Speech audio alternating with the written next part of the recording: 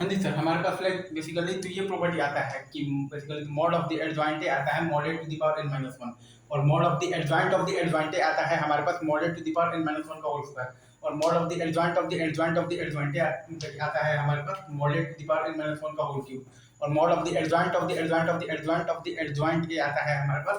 Modded to the power n minus one का power four. ऐसे ही आप जब करते करते आएंगे mod of the adjoint of adjoint of adjoint dot r times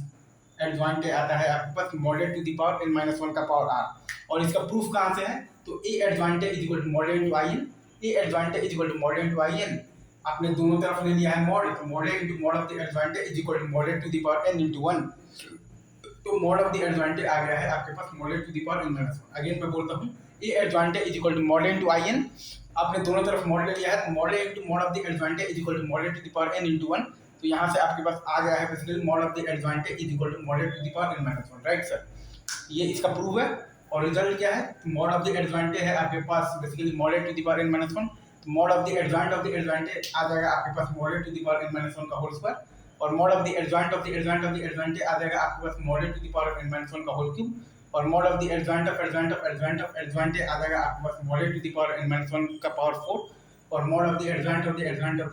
dot r times into adjoint आ जाएगा आपके पास mod A to the power n minus one का पावर r। बहुत सिंपल सा रिजल्ट है, और बेसिस यही है A adjoint is equal to mod A to I N,